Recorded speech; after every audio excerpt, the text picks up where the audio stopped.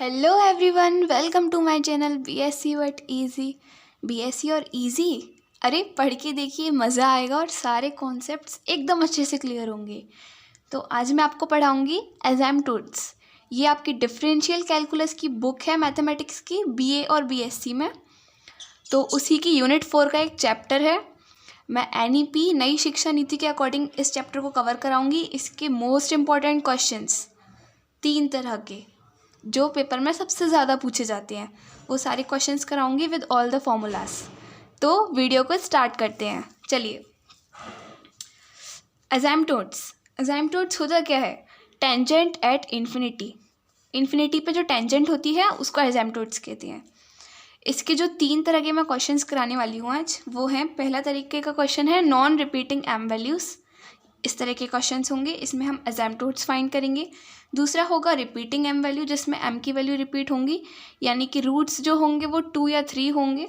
इनको हम पैरेलल एजेम्प्टोड्स भी कहते हैं। तो इसमें कैसे एजेम्प्टोड्स को हम फाइंड करेंगे वो हम देखेंगे। और तीसरा है asymptotes parallel to coordinate axis. Coordinate axis के पैरेलल में हम कैसे एजेम्प्टोड्स को फाइंड करेंगे, देखते हैं। इसमें ये कुछ इंपॉर्टेंट फॉर्मूलाज हैं। आप एक बार एक काम कीजिए, ये पूरे जितने भी फॉर्मूलाज हैं इन सबका स्क्रीनशॉट लीजिए। देखिए, इस सबका स्क्रीनशॉट ले लीजिए आप। 3, 2, 1, ओके, डन।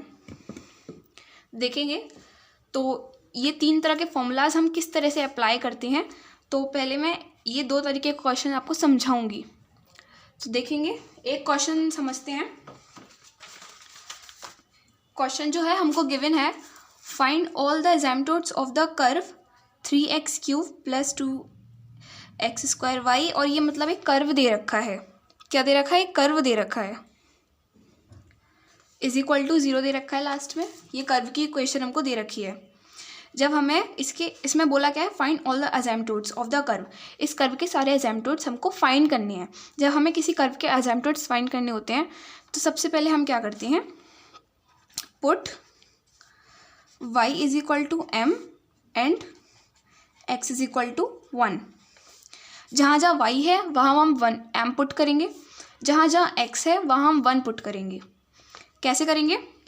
क्वेश्चन में देखेंगे, जो हमें कर्व की इक्वेशन दे रखी है हम उसको डिवाइड करेंगे। पहले कैसे डिवाइड करना है, देखिए, ये क्या है, x³, ये क्या है, x² और y की पावर क्या है यहाँ पे, 1, 2 और 1 3, यानी इस पूरे टर्म की पावर क्या है, 3 है। इसको देखेंगे, x की पावर यहाँ 1 होगी, y की पावर 2, 2 और 1 3, तो यानी कि इस पूरे टर्म की पावर भी 3 है। इसकी पावर 3 गिवन है। ये इसकी पावर क्या है, x y, इसकी पावर है 1 और 1, यानी कि 2, इसकी पावर 2 है। यानी जो 3 पावर वाले टर्म्स है वो यहाँ से लेके यहाँ तक आ रहे हैं। यहाँ से हमारे 2 पावर वाले टर्म स्टार्ट हो रहे हैं, जैसे कि x y, इसकी पावर 1 और 1 2, y की पावर 2, यानी कि ये 2 टर्म्स हैं। यहाँ पे क्या आ रहा है, 1 पावर वाले टर्म, x की पावर 1, y की पावर 1, 1 पावर वाले टर्म्स हैं। ओके, नेक्स्ट स्टेप में हम क्या करेंगे, हमको लिखना है वी गेट। अब हमें 3 तरह के टर्म्स मिले, 3 तरह के। देखिए, 3 तरह के कौन से, phi 3m, ये मिला एक, तो हमको एक मिला है हमको phi 2m, एक मिला है हमको phi 1m। तो जो phi 3m है उसमें हमको ये सारे टर्म्स मिले हैं। अब इन सारे टर्म्स में हमको क्या करना है, y की वैल्यू m पुट करनी है, x की वैल्यू 1 पुट करनी है। तो यहाँ पे पहले टर्म में x की वैल्यू क्या करनी है, 1 पुट करनी है। तो इसमें 1 रखेंगे तो क्या आएगा, 3। पहले हम 3 वाले लिख रहे हैं, सिर्फ 3 वाले, यानी यहाँ से लेके यहाँ तक जो है वो हम इसमें लिखेंगे, यहाँ से लेके यहाँ तक इसमें लिखेंगे, और यहाँ से लेके यहाँ तक 1 वाले में लिखेंगे। तो पहला हमने लिख दिया है। आगे क्या है, प्लस का साइन है।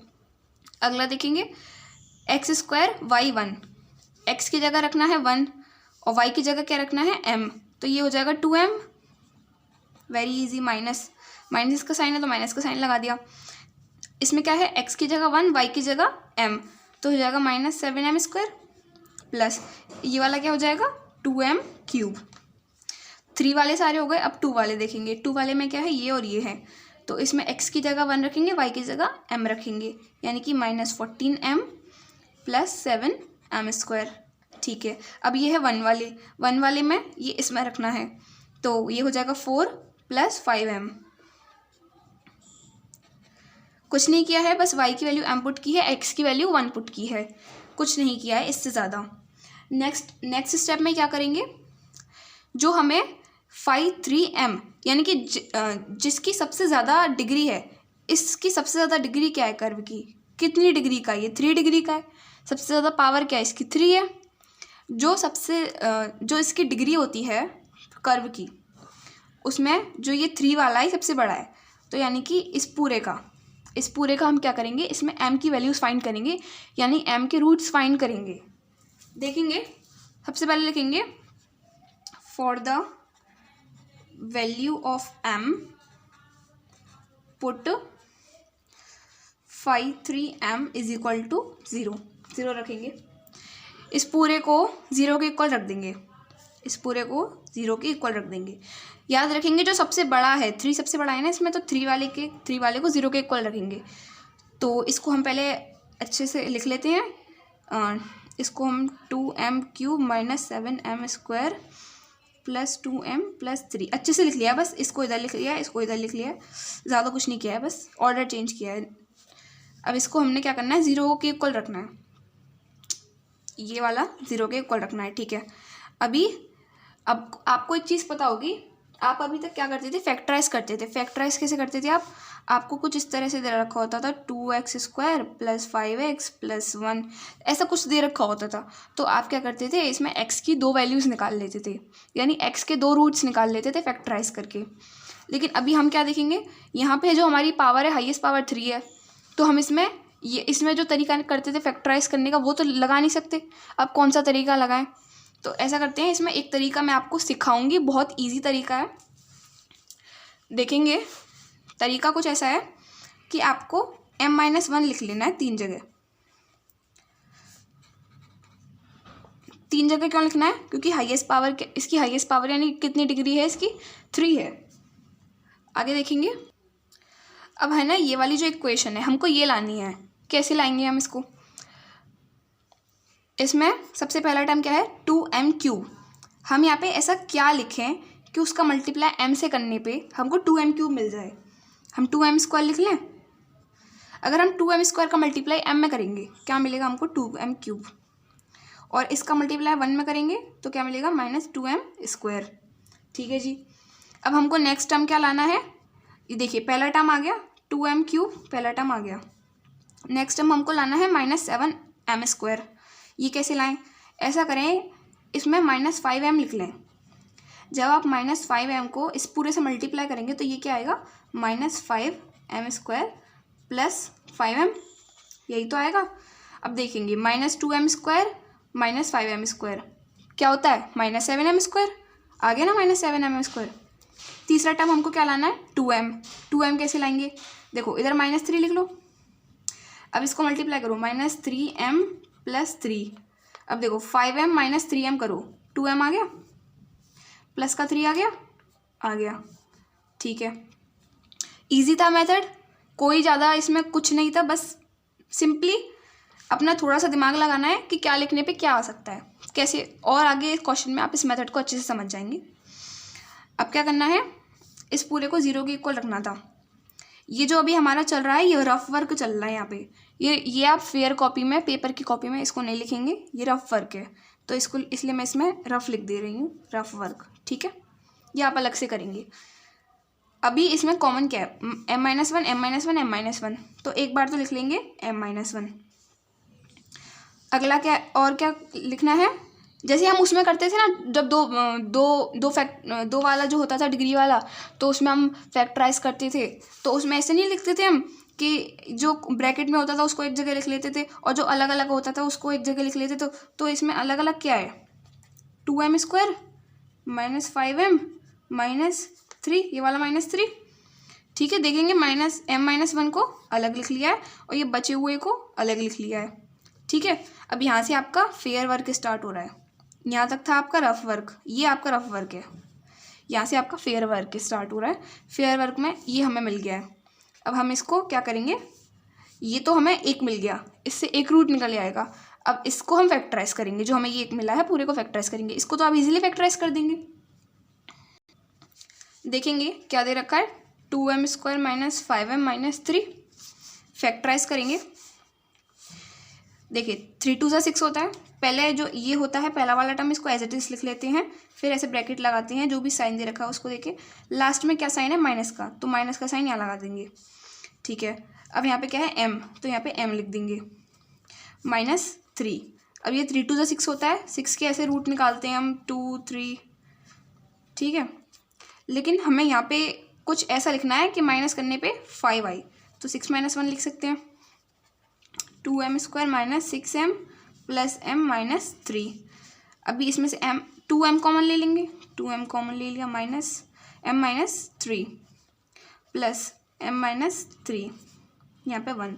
देखेंगे यही आ रहा है सब मल्टीप्लाई करने पे, और ये आ जाएगा 2m प्लस 1 और m माइनस 3। अभी जो हमारा इसको पूरे को फैक्टराइज करके हमारे क्या आ गया, 2m प्लस 1 और दूसरा क्या है m माइनस 3। इधर से देखेंगे यही आया है। अब ये हमारे 3 आ गए हैं। अब हम इन तीनों को 0 के इक्वल रख लेंगे, m minus 1 equal to 0, 2m plus 1 equal to 0, m minus 3 equal to 0। ऐसे ही तो करते थे आप, 0 के इक्वल रख लेते थे, फिर उससे रूट्स निकल आते थे, यानी x की 2 वैल्यूज़ निकल आती थी। तो यहाँ बस x की जगह m है, आपको m की वैल्यूज़ निकालनी है, और यहाँ पे 3 वैल्यूज़ निकल रही हैं। तो m की पहली वैल्यू आ गई m इक्वल टू 1, m की दूसरी वैल्यू क्या आ जाएगी, 2m equal to -1, m equal to -1/2, m की तीसरी वैल्यू क्या आ जाएगी, 3। देखेंगे आप जो m की वैल्यू है वो तीनों अनइक्वल आ रही है, मतलब पहली वैल्यू क्या आ रही है m की 1, दूसरी आ रही है -1/2, तीसरी आ रही है 3। तीनों वैल्यूज़ अलग अलग है ना, अलग अलग है। तो जब अलग अलग वैल्यूज़ आती हैं m की, तो हम क्या फॉर्मूला लगाते हैं, if value of m are all unequal, सारी वैल्यू अनइक्वल आई यानी अलग अलग आई, तो ये वाला फॉर्मूला हमको लगाना है। ठीक है, इस फॉर्मूले को लगाएंगे। देखेंगे मैं इस फॉर्मूले को यहाँ लिख लेती हूँ। देखेंगे c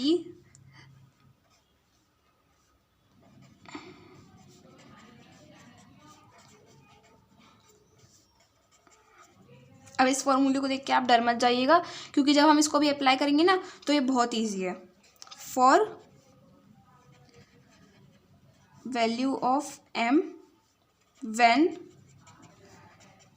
m all are unequal, सारी वैल्यूज़ जो हैं m की अनइक्वल हैं। ठीक है, ये वाला फॉर्मूला हमको लगाना है। अब देखेंगे इसमें क्या करते हैं हम, जो हमारा देखेंगे ये हमने निकाले थे ना 3 3 2 1 5 3 5 2 5 1, तो इन्हीं को रखना है यहाँ पे। कैसे रखेंगे देखेंगे, इसमें हमको जो पहला n है, पहले n में जो हाईएस्ट हमारा है, हाईएस्ट क्या है, 3 वाला है, 5 3m वाला जो है वो हाईएस्ट है, तो वो रखेंगे। तो c को एज इट इज़ लिख लेंगे, और पहले ऐसा करते हैं, जो हाईएस्ट वाला है, हाईएस्ट वाला हमारा n जो है वो 3 है, और ये इसका ऐसे जैसे ये निशान लग रहा है ऐसे निशान लगा लेंगे m। उसके बाद क्या बोल रहा है ये n-1, यानी कि 3-1, तो यहाँ पे 2 वाला आ जाएगा, m = 0। ठीक है, और 1 वाले से हमें इसमें काम नहीं है, हमें इसमें सिर्फ किससे काम है, 3 वाले से और 2 वाले से। अब क्या करेंगे, जो हमारा 5 3m है, ये किसका साइन होता है, डिफ्रेंशिएशन का। जो 5 3m वाला है उसको डिफ्रेंशिएट करके यहाँ लिखना है। कैसे लिखना है, c तो एज इट इज़ लिख दो, 5 3m वाले को डिफ्रेंशिएट करो। 5 3m वाला क्या था, ये, इसको डिफ्रेंशिएट करोगे आप, क्या आएगा, देखो इसको पहले इसको डिफ्रेंशिएट करना है, क्या आएगा, डिफ्रेंशिएशन 3 का तो 0 हो जाएगा, 2m का क्या आ जाएगा 2, माइनस 7m² का क्या हो जाएगा 14m, प्लस और 2m³ का आ जाएगा 6m²। डिफ्रेंशिएशन तो आपको करना ही आता होगा, सिंपल डिफ्रेंशिएशन है, m के रिस्पेक्ट में करना है। ठीक है, अभी हमने इसको डिफ्रेंशिएट कर लिया। अब हम क्या यहाँ पे रख देंगे, इसकी वैल्यू डिफ्रेंशिएशन करके जो भी आई है, क्या आई है, 2 - 14m प्लस 6m², प्लस अगला क्या है हमारा 5 2m वाला एज इट इज़ लिखना है, इसका डिफ्रेंशिएशन नहीं करना, डिफ्रेंशिएशन का साइन इसमें लग रहा था तो इसका डिफ्रेंशिएशन करना था, इसको एज इट इज़ लिखना है। तो 5 2m वाला क्या है, -14m + 7m स्क्वायर लिख देंगे as it is, -14m + 7m square equal to 0। आगे क्या करेंगे, c इक्वल टू, देखिए ये पूरा प्लस में है, ये इधर RHS में माइनस में चला जाएगा, माइनस में, ठीक है। तो हम इसको लिख सकते हैं -14m + 7m स्क्वायर, माइनस में चला गया ये, कोई आपको दिक्कत तो नहीं है इसमें। और ये देखिए ये मल्टीप्लाई में c के साथ, तो ये डिवाइड में आ जाएगा।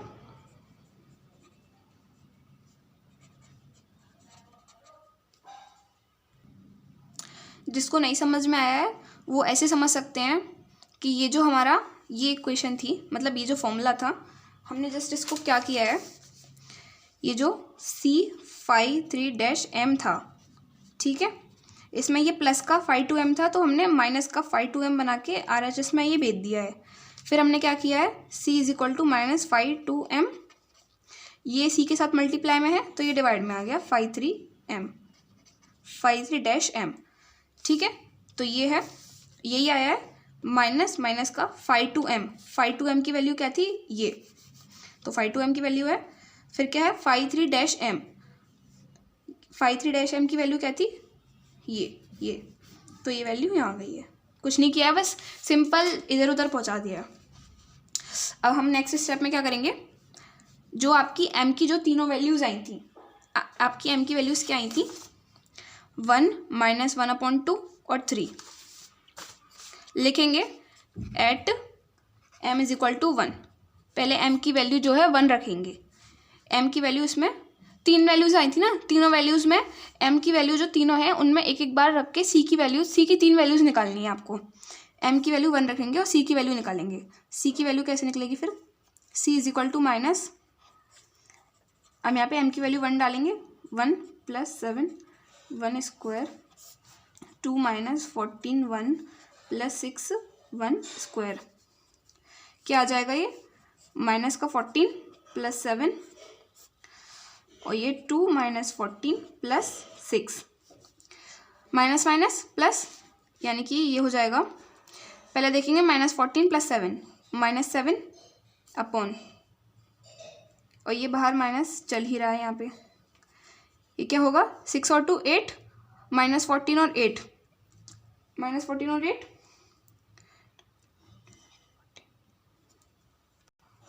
माइनस का 6, और ये माइनस माइनस प्लस हो जाएगा, यानी कि 7/6, माइनस का एक माइनस बचेगा, यहाँ 3 माइनस है ना, तो यहाँ 1 माइनस बचेगा।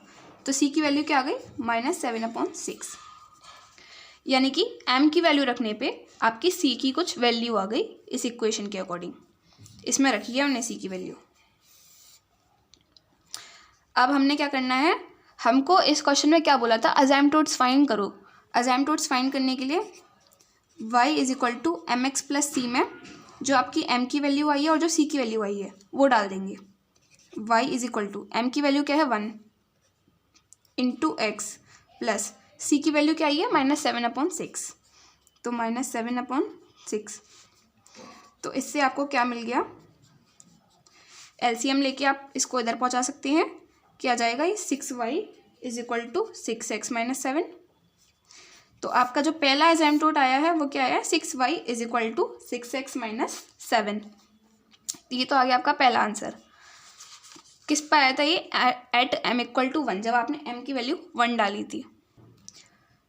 देखिए थोड़ी कॉपी छोटी पड़ गई है, m की वैल्यू 1 -1/2 और 3 हमने एट m = 1 पे निकाल लिया है। हमारी m की नेक्स्ट जो वैल्यू है, ऐसा करते हैं m की तीनों वैल्यूज यहाँ लिख लेते हैं, m = 1 है, -1/2 है और एक m की वैल्यू 3 है, m = 3। हमने m = 1 पे निकाल लिया है। अब हमको नेक्स्ट किस पे निकालना है, m = -1/2 पे, तो लिखेंगे एट m = -1/2। क्या करेंगे, c की वैल्यू फाइंड करेंगे। c की वैल्यू किस इक्वेशन से, इस इक्वेशन से, इसको इक्वेशन 1 मान लें, इक्वेशन 1 से c की वैल्यू फाइंड करेंगे। m की वैल्यू इसमें -1/2 डालेंगे, देखेंगे -14, m की वैल्यू क्या डालेंगे -1/2 + 7 -1/2 का होल स्क्वायर, -14 -1/2 + 6 -1/2 का होल स्क्वायर। आप इसको पूरा सॉल्व कर लेंगे तो सी की वैल्यू क्या आएगी, -3/2 निकल आएगी। यहाँ से सी की वैल्यू क्या निकल आएगी, -3/2। और जब आप इसको mx(y) = mx + c, ये एक्चुअली में होता क्या है, y = mx + c straight line की इक्वेशन होती है। जब आप इसमें m की और c की वैल्यू डालते हैं तो हमें जो वैल्यू मिलती है वो असाइम्पटोट मिलता है हमको। आप इसमें m डालेंगे, सबसे पहले m की वैल्यू क्या है, -1/2, -1/2 डाल दी, x प्लस c की वैल्यू डालेंगे -3/2 डाल देंगे। तो जो आपको असाइम्पटोट मिलेगा वो आपको क्या मिलेगा, 2y = 6x - 3, ये आपको असाइम्पटोट मिल जाएगा इसमें। अब तीसरा क्या रह रहा है, एट m = 3 पे, m = 3 पे निकालेंगे। अब तो वही पहले c की वैल्यू निकालनी पड़ेगी इस इक्वेशन से, इस वाली इक्वेशन से। ये जो आपने इक्वेशन निकाली थी इससे आपको c की वैल्यू निकालनी पड़ेगी। तो यहाँ पे मैं डायरेक्ट लिख दे रही हूँ, c की वैल्यू आएगी -5/6। और इसमें जब आप y = mx + c में c की और m की वैल्यू डालेंगे, m की और c की, तो जो आपको असाइम्पटोट मिलेगा वो आपको मिलेगा 6y = -3x - 5। ये आपको इसका असाइम्पटोट मिल जाएगा। तो हम आंसर में क्या लिख सकते हैं, क्वेश्चन क्या था हमारा, find all the asymptotes of the curve. ये कर्व के सारे असाइम्पटोट निकालने थे।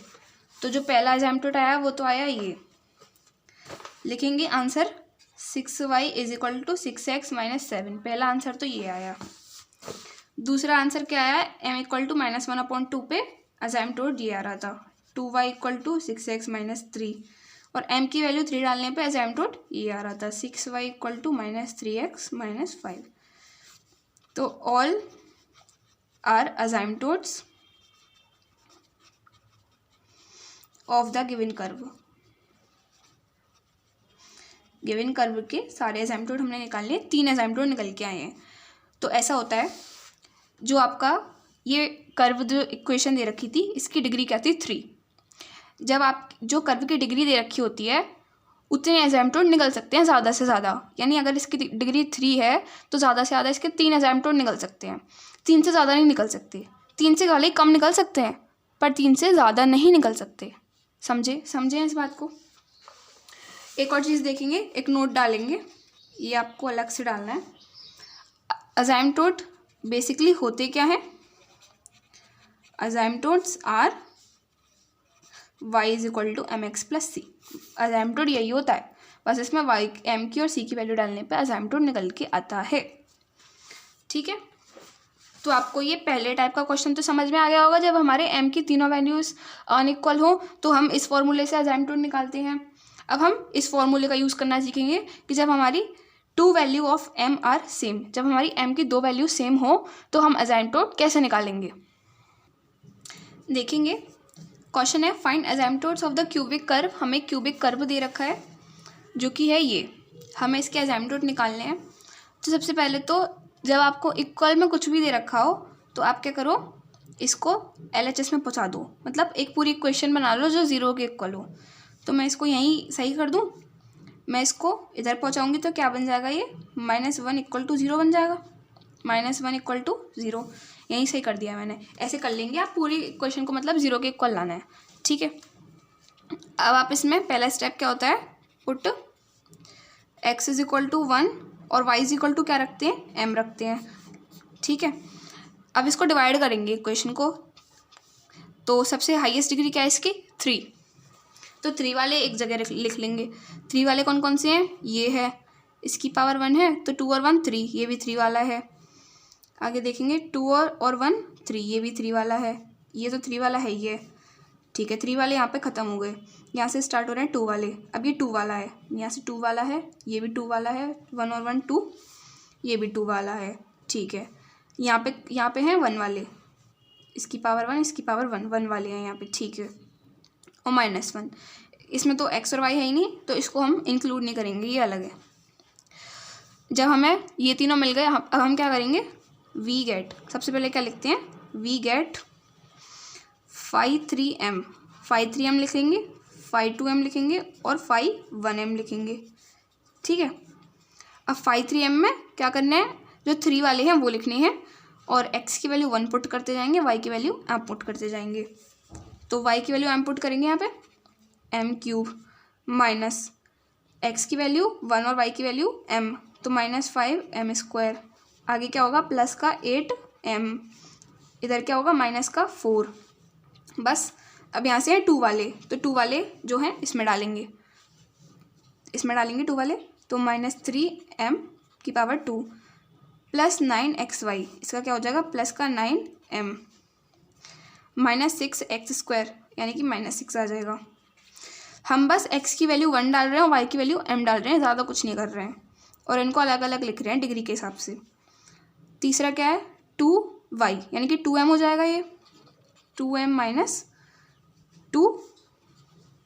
ठीक है, अब हमको क्या करना है, जिसकी हाईएस्ट डिग्री है, हाईएस्ट डिग्री क्या है, ये वाला जो होता है इसको 0 के इक्वल रखते हैं और m की वैल्यूज़ निकालते हैं। तो m की 3 वैल्यूज़ आएंगी, आपको पता ही है क्योंकि इसकी पावर क्या है 3।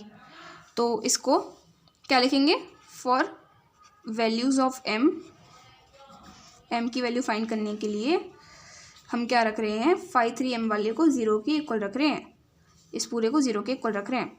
रख देंगे m³ - 5m² प्लस 8m - 4 = 0। मैंने आपको नेक्स्ट स्टेप क्या बताया था, इसको फैक्टराइज करना है। देखो अब ये सीधे तरीके से तो फैक्टराइज होने वाला है नहीं क्योंकि इसकी पावर जो है वो 3 है। तो क्या करो, अब यहाँ से स्टार्ट हो रहा है रफ काम, जो कि आपको अपनी आंसर शीट के पीछे सॉल्व करना है, उसी जगह सॉल्व मत कर देना, अलग से सॉल्व करना है इसको। ठीक है, तो यहाँ से रफ काम चालू हो रहा है, ये रफ काम है। क्या करेंगे, 3 बार लिखेंगे m-1 m-1 और इसको 0 के इक्वल रख देंगे। अब यहाँ पे ऐसा क्या लिखें कि जो हमारा m² है वो m³ है वो बन जाए। m² लिख लें तो यहाँ पे क्या बन गया, अपना m³ बन गया। तो इसको सॉल्व करने पे क्या आ रहा है, m³ और m² का -1 से मल्टीप्लाई करेंगे तो ये आ रहा है -m²। अब हमारे पास क्या आ गया, माइनस का m² आ गया। तो अब हमको क्या लाना है, ये लाना है -5m²। कैसे लाएं, ऐसा करें, माइनस का इधर लिख दें 4m, मल्टीप्लाई करके देखेंगे -4m² प्लस का 4m, माइनस का m² और माइनस का 4m², माइनस का 5m² बन गया, ये भी आ गया टर्म। अब अगला टर्म क्या हमको लाना है, 8m लाना है हमको। तो 4m तो हमारे पास आई है, ऐसा करें यहाँ पे 4m, यहाँ पे 4 और लिख दें, यहाँ पे 4 और लिख दें। इसको मल्टीप्लाई करने पे क्या आ रहा है, 4m - 4। तो अपना 4m और 4m, दो 4m मिलके क्या होगा 8m, तो 8m भी आ गया और -4 तो आ ही गया, आ गए ना सारे टर्म्स। चलो ठीक है, यानी अपना ये बन के आया। अब इसमें जो कॉमन है, कॉमन क्या है, m-1 m-1 m-1। अब यहाँ से आ रहा है फेयर काम स्टार्ट हो रहा है यहाँ से आपका। ठीक है, तो m-1 एक तो ये आ गया अपना, ये रूट आ गया, मतलब इससे रूट निकल जाएगा। एक कैसे आएगा, ये वाला देखेंगे, ये वाला टर्म और ये वाला टर्म, इन तीनों को एक जगह लिख लेंगे ब्रैकेट में, m² - 4m प्लस 4। इससे अपना 2 रूट निकले आएंगे क्योंकि इसकी पावर क्या है 2 है। तो m-1 इसको फैक्टराइज करेंगे, फैक्टराइज करना आपको आता ही है 2 वाला। तो कैसे करेंगे, m² माइनस, इधर लगाएंगे प्लस, इधर लिखेंगे m + 4। अब ये क्या है 4, 2 और 2 4 हो जाएगा, ये 4 लाना था हमको प्लस करके, तो 2 और 2 4, m² minus 2m - 2m plus 4। क्या आ रहा है ये, इधर से m कॉमन ले लेंगे, m - 2 माइनस इधर से 2 कॉमन ले लेंगे, m - 2 माइनस का 2m माइनस माइनस प्लस 2 × 2 4, एकदम परफेक्ट आ रहा है m - 2 और m - 2। ये हमारे 2 रूट्स आ गए और यहाँ पे हमारा क्या रूट चला आ रहा था, m-1 चला आ रहा था। अब देखेंगे इन तीनों को 0 के इक्वल रखेंगे जिससे हमें 3 रूट्स मिल जाएंगे। m-1 = 0 रखने पे क्या आएगा, m की वैल्यू 1 आएगी। m - 2 0 के इक्वल रखने पे क्या आएगा, m की वैल्यू 2 आ जाएगी। दूसरा रूट क्या आ जाएगा 2, इधर से भी रूट जो आ जाएगा 2 आ जाएगा। तो जो m की हमें वैल्यूज़ मिली हैं वो मिली हैं 1,2,2 तीन वैल्यूज़ मिल गई हैं। अब इसमें एक चीज़ नोट करेंगे हम, इसमें जो दो वैल्यू हैं वो सेम है।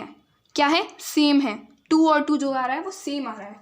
मैंने आपको बताया था जब values if two value of m are same, जब दो m की जो दो वैल्यूज़ हैं वो सेम आती हैं तो हम ये वाला फॉर्मूला लगाते हैं। और जो ये 1 वाला है ये तो अलग है, तो इसके लिए तो यही वाला फॉर्मूला लगेगा। एक बार देखेंगे कैसे लगेगा। सबसे पहले m की जो वैल्यूज़ हैं उसको मैं इस पेज पे लिख ले रही हूँ। m की वैल्यूज़ क्या है? 1,2,2। अब देखेंगे इन दोनों के लिए तो सेकंड वाला फॉर्मूला लगेगा, इसके लिए फर्स्ट वाला फॉर्मूला लगेगा। फर्स्ट वाला फॉर्मूला क्या है? ये है ये। तो पहले फर्स्ट वाले फॉर्मूले से निकाल लेते हैं। फर्स्ट वाले फॉर्मूले में पुट करेंगे पहले, देखेंगे आपको क्लियरली दिख रहा है। ये फर्स्ट वाला फॉर्मूला है, ये है। तो जो 1 है वो अलग है, तो उसके लिए हम फर्स्ट वाले फॉर्मूले से निकाल रहे हैं। तो फर्स्ट वाला फॉर्मूला है ये, लिख लेंगे फर्स्ट वाला फॉर्मूला पहले अच्छे से।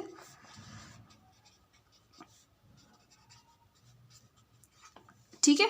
अब इसमें हमारा n की और n-1 की वैल्यू रखनी होती है। देखेंगे n की वैल्यू हमारी क्या थी?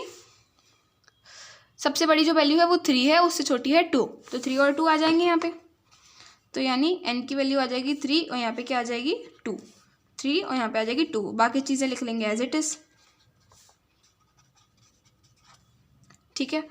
अब इसमें जो 3 वाला है उसको एक बार डिफरेंशिएट करना है। डिफरेंशिएशन का साइन है ऊपर, डैश जो होता है डिफरेंशिएशन करने के लिए होता है। तो इसको डिफरेंशिएट करेंगे 3 वाले को। तो डिफरेंशिएट करके क्या आ जाएगा? यहाँ से देखिए c तो एज इट इज़ लिख देंगे और इसका डिफरेंशिएशन करके लिखना है। इसका डिफरेंशिएट करेंगे यहीं की यहीं, क्या आ जाएगा 3m² minus 10m plus 8 minus 0। ठीक है। प्लस अब क्या 5/2m को एज इट इज़ लिखना है। तो ये 5/2m वाला क्या है? ये वाला है, तो इसको एज इट इज़ लिख देंगे minus 3m² plus 9m minus 6 और पूरा इक्वल टू 0।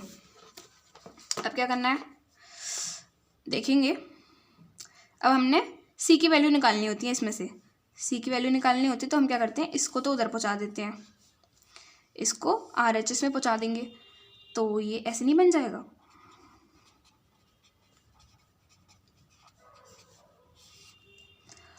और इसमें क्या हम करते हैं, इसको नीचे ले आते हैं जी।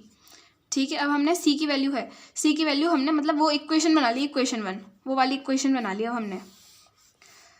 हमने बस क्या करना है, एट m = 1 जो m की वैल्यू 1 आ रही थी हमारी उस पर रख के हमको c की वैल्यू निकालनी है। तो c की वैल्यू क्या आ जाएगी, यहाँ से c की वैल्यू आ जाएगी, अगर इसमें हम m की वैल्यू 1 डालेंगे पूरे में तो c की वैल्यू 0 आ जाएगी। इसको आप सॉल्व करके निकाल लेंगे। और असाइमटोट कैसे आएंगे इसके, असाइमटोट कैसे आएंगे, asymptote equal to y equal to mx plus c से आएंगे। y इक्वल इधर लिख लेते हैं, y is equal to mx plus c से आएंगे। y इक्वल टू m क्या है 1 इंटू एक्स प्लस c क्या है 0, यानी कि y इक्वल टू एक्स आ गया। पहला असाइमटोट आ गया y इक्वल टू एक्स। दूसरा अब देखेंगे 2 और 2 मैंने आपको बताया था इसके लिए वो वाला फॉर्मूला लगता है, if 2 values of m are same, तो ये वाला फॉर्मूला लगता है। तो सबसे पहले तो ये वाला फॉर्मूला इस कॉपी पे उतार लेते हैं हम। देखेंगे मैं इसको उतार लेती हूँ एक बार में।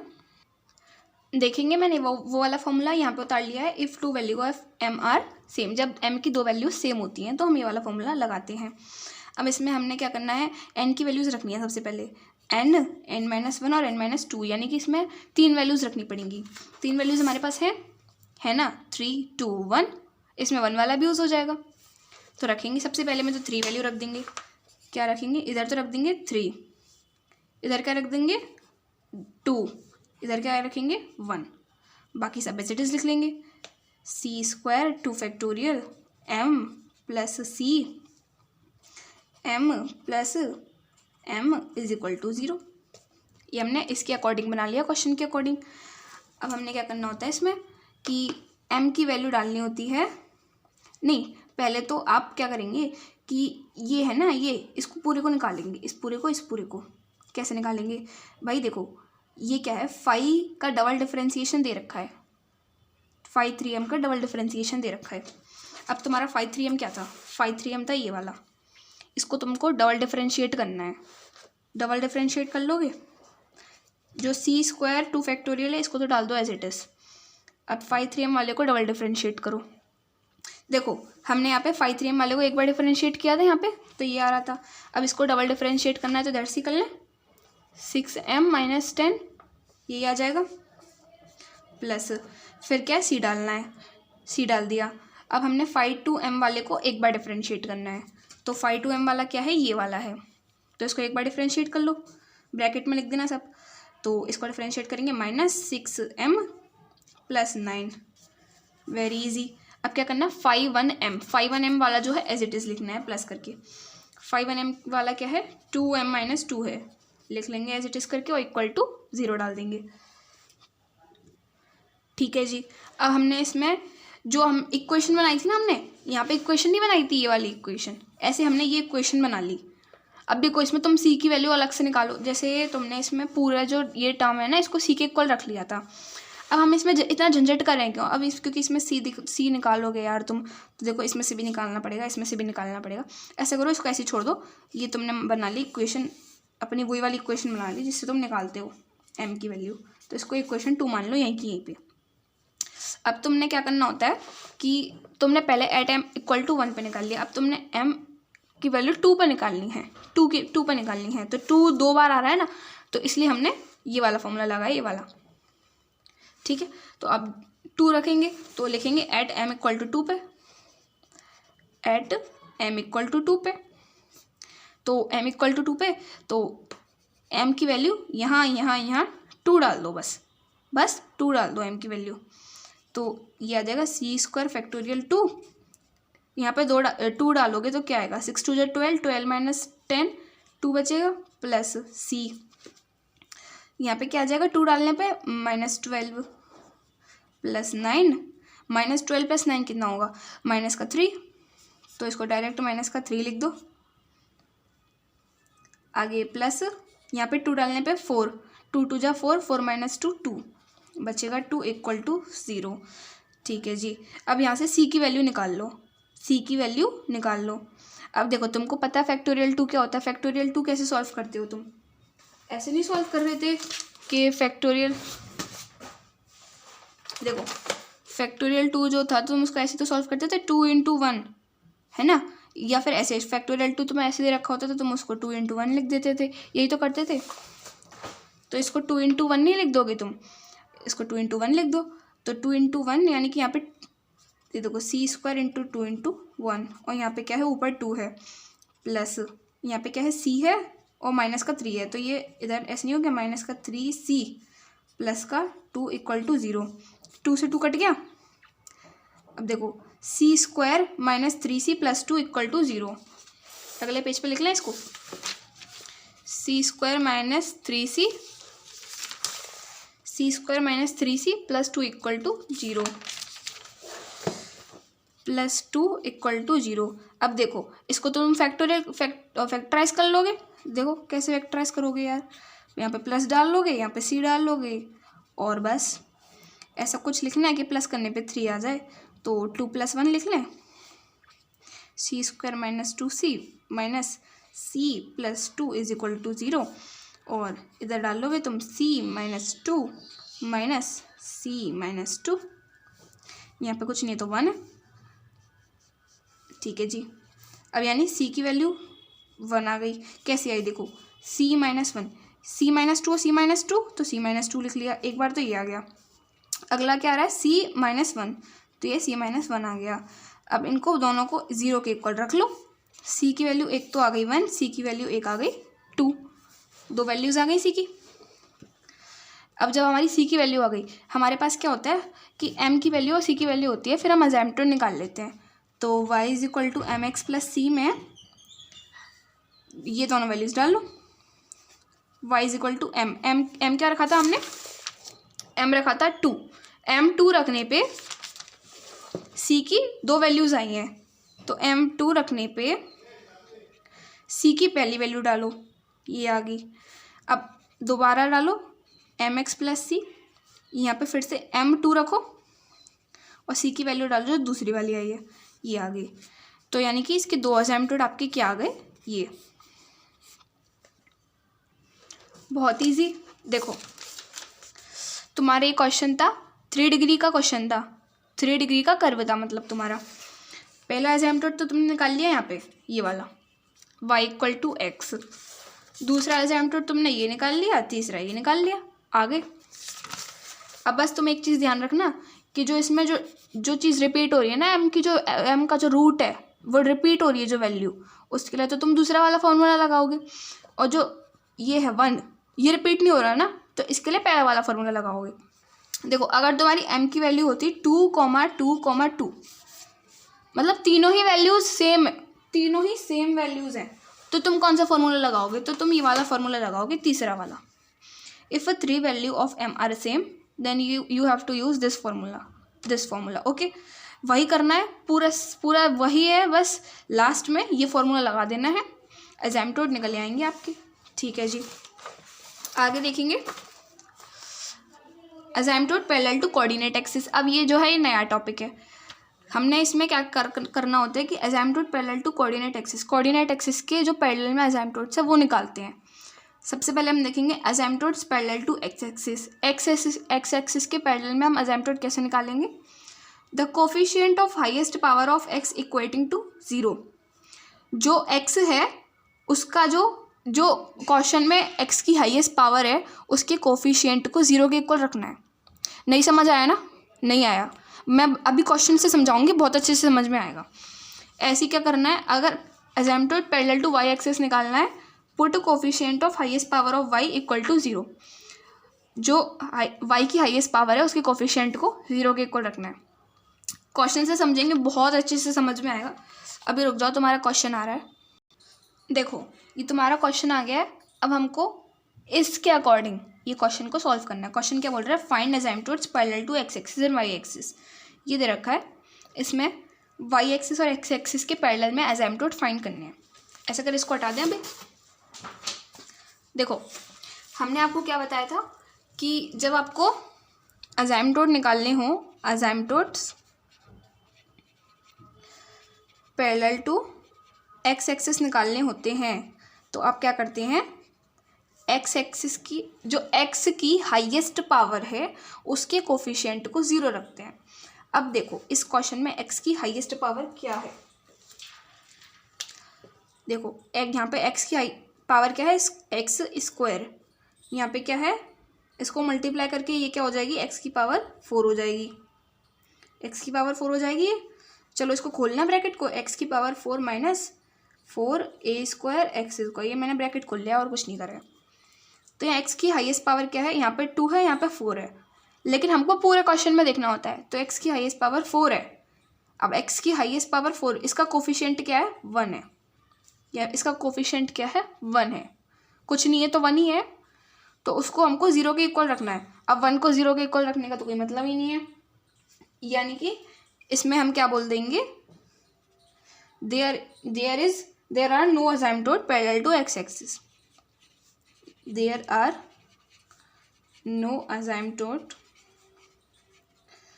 Parallel to X axis. X axis के पैरेलल में कोई असेम्प्टोड नहीं है यहाँ पे। अभी हम क्या निकालेंगे, asymptote parallel to Y axis. Asymptote parallel to Y axis.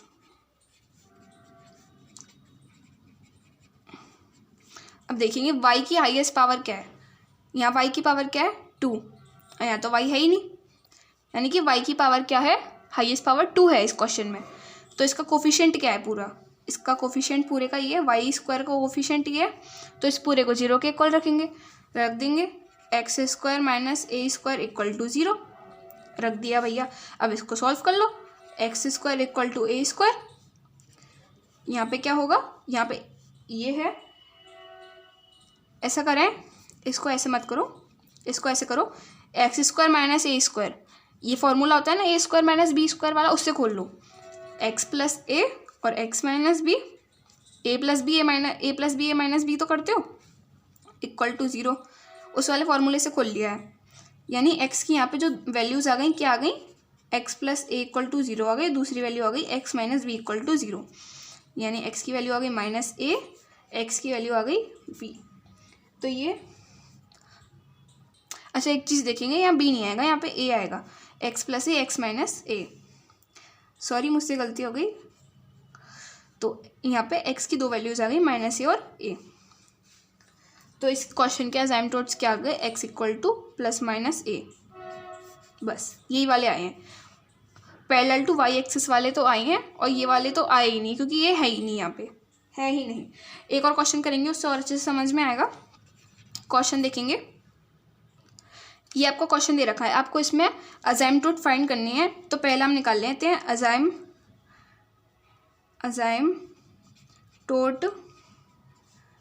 Parallel to X axis. पहले एक्सिस के पैरेलल में जो है वो निकाल लेते हैं। तो हमको क्या करना होता है, जो एक्स की हाईएस्ट पावर है उसके कोफिशिएंट को 0 रखना होता है। तो एक्स की हाईएस्ट पावर यहाँ पे क्या है, देखो यहाँ पे एक्स की पावर है 2, यहाँ पे एक्स की पावर है 2। अब देखो इसमें हाईएस्ट वाली तो कोई बात ही नहीं है, दोनों सेम है। जब दोनों सेम होती हैं तो हम क्या करते हैं, इसको खोल लेंगे पूरे को। हमने इसको मतलब एक कोफिशिएंट में कन्वर्ट करना है, कैसे करेंगे देखेंगे। X square Y square equal to, इस पूरे को खोल लेंगे, A square X square plus A square Y square, ठीक है। अब ये जो एक्स वाला है इसको इधर पहुंचा देंगे, X square Y square minus A square X square equal to A square Y square. समझ में तो आ रहा है आपको। अब ये देखेंगे एक्स स्क्वायर वाला एक ही जगह आ गया। अब इसमें एक्स स्क्वायर देखेंगे और कॉमन क्या आ रहा है, Y square minus A square जो आ रहा है वो कॉमन आ रहा है। और यहाँ क्या बच रहा है, ये ए स्क्वायर माइनस ए स्क्वायर और वाई स्क्वायर, ये कॉमन बच रहा है। अब देखेंगे, अब तो इसमें आपको क्लियर हो गया कि एक्स की हाईएस्ट पावर क्या आ रही है 2 को, उसका कोफिशिएंट क्या आ रहा है Y square minus A square. तो Y square minus A square को 0 से इक्वेट कर देंगे, 0 के इक्वल रख देंगे। अब ये क्या हो जाएगा, Y plus A Y minus ए, वही ए स्क्वायर माइनस बी स्क्वायर वाले फॉर्मूले से खोल लिया है। तो यानी कि वाई की वैल्यू क्या आ जाएंगी, प्लस माइनस ए, ठीक है। अब क्या निकालेंगे, अभी हमने निकाल लिया assignment parallel to X axis, अब निकालेंगे assignment parallel to Y axis.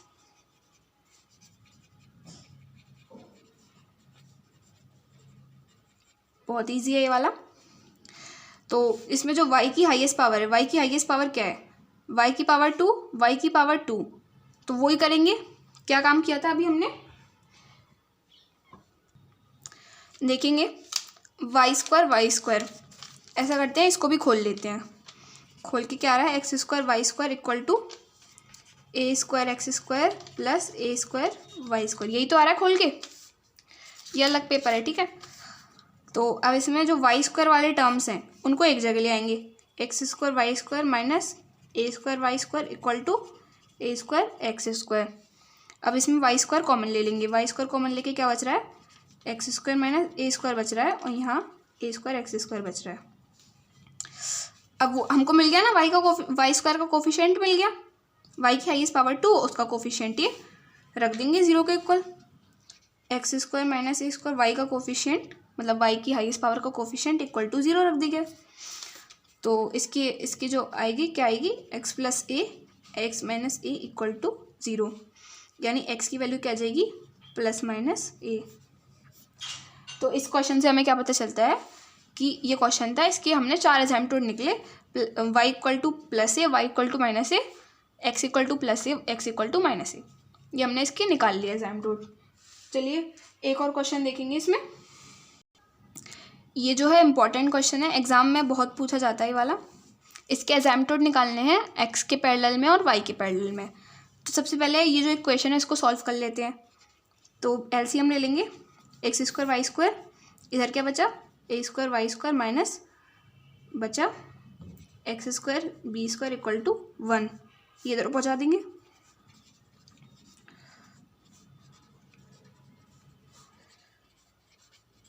ठीक है, अब क्या करना है, हमें assignment parallel to X axis निकालना है सबसे पहले। तो हम इसको यहीं छोड़ देते हैं, यहाँ से लिखते हैं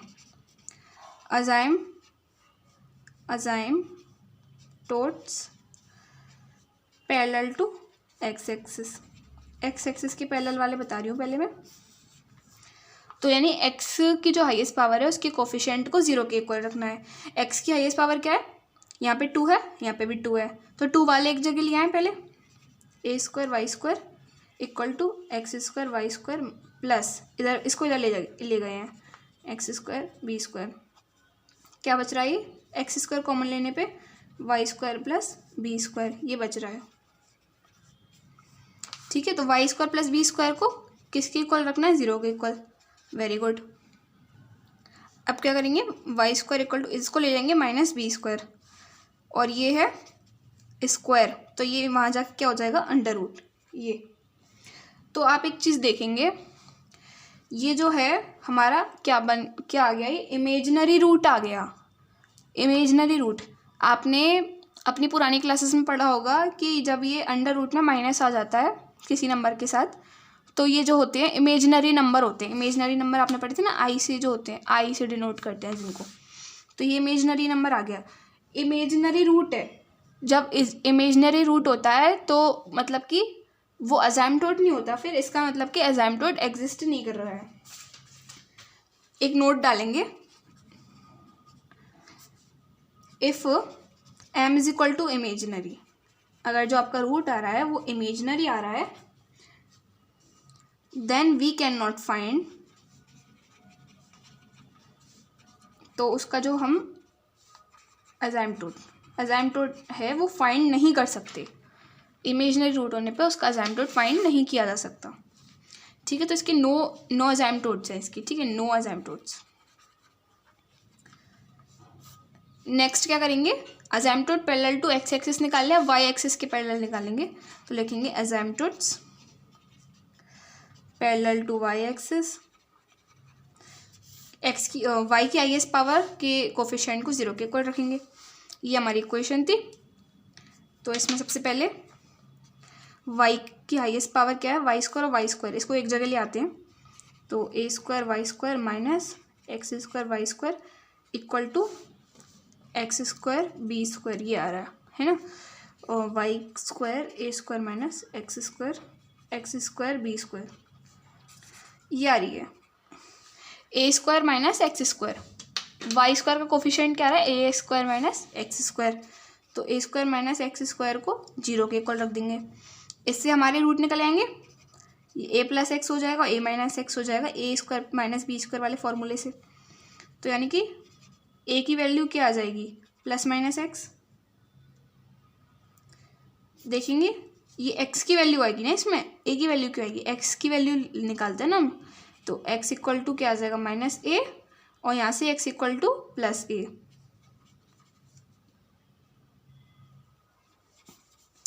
x equal to plus minus A, मतलब एक्स की 2 वैल्यू आ गई प्लस माइनस ए। यानी कि इस वाले क्वेश्चन के हमारे कितने अजाइमटोट निकले, केवल 2, प्लस का ए और माइनस का ए। एक्स इक्वल टू प्लस का ए और एक्स इक्वल टू माइनस का ए। पैरेलल टू एक्स एक्सिस वाले नहीं निकले, पैरेलल टू वाई एक्सिस वाले तो 2 निकल आए। ठीक है, एक और इम्पोर्टेंट क्वेश्चन देखेंगे, ये बहुत ज़्यादा इम्पोर्टेंट है, इसको मिस मत कीजिएगा। सबसे पहले तो आप इसके अजाइमटोट निकाल लेंगे, तो मैं डायरेक्ट निकाल दूँ चलो इसको पहले सॉल्व ही कर लेते हैं। A square X square plus A square Y square, अभी एक्स स्क्वायर वाले एक जगह ले आएंगे, X square Y square minus A square X square equal to square Y square, यानी कि एक्स स्क्वायर का जो कोफिशिएंट आ जाएगा वो क्या आ जाएगा, Y square minus A square. ठीक है, ये इसका कोफिशिएंट आ गया, अब इसको 0 के इक्वल रख देंगे, यानी कि y की जो वैल्यू आ जाएगी वो क्या आ जाएगी, प्लस माइनस ए। सिमिलरली ये अभी हमने किसके निकाले, x के कोफिशिएंट को, मतलब x की हाईएस्ट पावर के कोफिशिएंट को 0 रख के। अब मैं y की हाईएस्ट पावर के कोफिशिएंट को 0 रख के निकाल लूँगी, तो जो अजाइमटोट आ जाएंगे वो आ जाएंगे x equal to plus minus A. ये आप पूरा निकाल के देख लेंगे। ठीक है, ये क्वेश्चन इंपॉर्टेंट क्यों है, इसमें हमने अजाइमटोट तो निकाल लिए। अब हमें इस क्वेश्चन में पता है क्या पूछते हैं, इस क्वेश्चन में हमें ये पूछेंगे, ये जो है ये बताओ कि ये जो है इससे जो अजाइमटोट निकल रहे हैं वो कौन सी शेप बना रहे हैं, कौन सी शेप बना रहे हैं। अब भाई तुम ये कैसे बताओगे शेप बन रही है इससे, देखो इसको ना, ये जो असाइमटोड निकले ना, इसको जो आप वो 2D प्लेन बनाते हो ना, ये वाला एक्स एक्सिस और वाई एक्सिस, इस पर ना इसको ड्रॉ कर लो। कैसे? वाई प्लस का ए और वाई इक्वल टू माइनस का ए। तो आपको पता होगा कि एक्स इक्वल टू ए कहाँ पे लाई करेगा, यहाँ पे कहीं पे, यहाँ पे ए आ रहा होगा। और एक्स इक्वल टू माइनस ए कहाँ पे लाई करेगा, यहाँ पे। वाई इक्वल टू प्लस ए कहाँ पे लाई कर रहा होगा, कहीं यहाँ पे। और वाई इक्वल टू माइनस ए यहाँ पे लाई कर रहा होगा। तो ये जो बनेगा, ये कुछ इस तरह से स्क्वायर बन जाएगा। क्या बन जाएगा? स्क्वायर बन जाएगा। अभी थोड़ा यहाँ रेक्टेंगल जैसा लग रहा है, कोई बात नहीं है, बट ये एक्चुअली में स्क्वायर बनेगा। तो आपसे अगर पूछे शेप क्या निकलेगी इसकी, तो शेप तो आप लिख देंगे आंसर में कि भैया स्क्वायर बनना है ये। अब कोई यूँ पूछ लेगा कि स्क्वायर बनना है तो उसकी साइड कितनी है, स्क्वायर की साइड कितनी है, साइड बताओ। तो देखो साइड निकालने में कुछ नहीं है, यहाँ से यहाँ तक की जो लेंथ है वो क्या है, ए, और यहाँ से यहाँ तक की लेंथ भी क्या होगी, ए, क्योंकि माइनस ए, इधर से ए है, इधर से इधर माइनस ए है, तो ए और ए 2a नहीं हो गई, 2a, तो स्क्वायर की साइड क्या आ जाएगी, 2a।